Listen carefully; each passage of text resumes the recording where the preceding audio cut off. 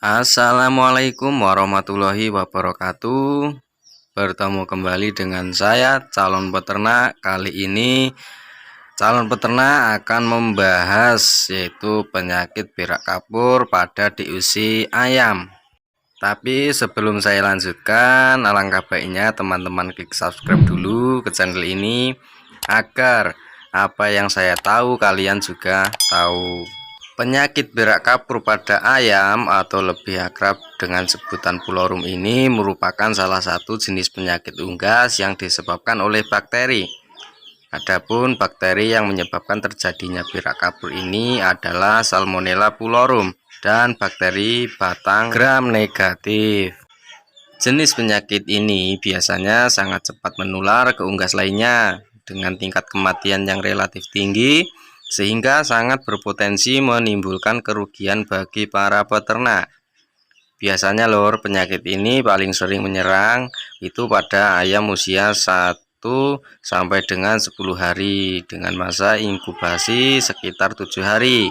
Meskipun terlihat biasa saja, namun jika dibiarkan akan memunculkan wabah penyakit dengan angka mortalitas kematian yang cukup tinggi. Ayam yang baru menetas sangat rentan sekali terserang penyakit. Seharusnya ayam pada fase starter ini akan tumbuh dan berkembang dengan sangat cepat. Tapi dengan adanya dampak penyakit ini justru bisa menyebabkan pertumbuhan ayam menjadi abnormal. Bahkan bisa mengalami kematian dengan presentase 60-90%. Begitu besar dampak yang muncul akibat penyakit ini. Penting bagi peternak untuk memahami bagaimana cara mengobati dan mengatasi berak kapur pada di usia ayam.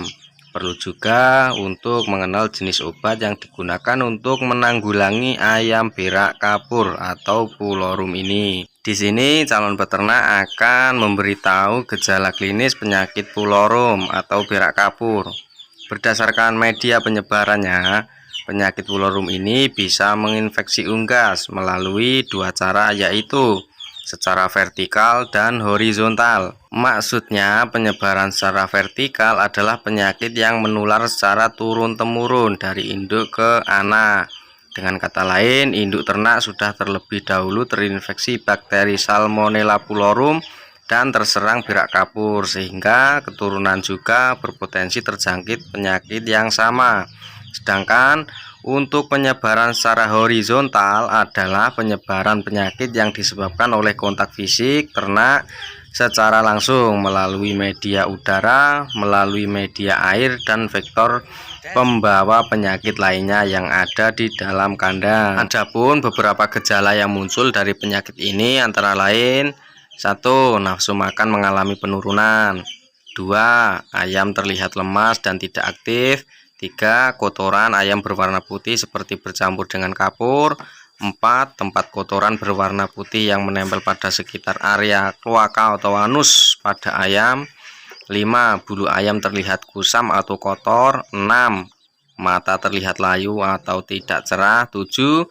Apabila kondisinya sudah parah, ayam bisa mengalami kelumpuhan. Untuk cara mengatasi atau mengobati ayam berak kapur yaitu ada dua cara. Yang pertama menggunakan obat berbahan dasar kimia, yang kedua obat berbahan dasar alami atau tradisional. Perlu tindakan ekstra untuk menanggulangi penyakit ini agar tidak menyebar ke unggas lainnya. Tapi di sini saya akan menggunakan obat-obatan alami ya, obat-obatan tradisional yang ada di sekitar kita. Jadi bahannya adalah bawang putih. Untuk cara pemberian obat pada ayam menggunakan bawang putih ini, untuk cara penanganan itu cukup mudah ya. Dan untuk pemberian pemberian obat tradisional ini juga cukup mudah juga.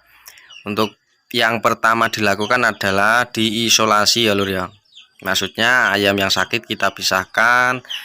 Nah, seperti yang di kandang di atas ini sudah saya pisahkan sama yang sehat-sehat, dan kemudian saya berikan obat-obatan yang tradisional tadi. Seperti bawang putih tadi, caranya cukup mudah juga.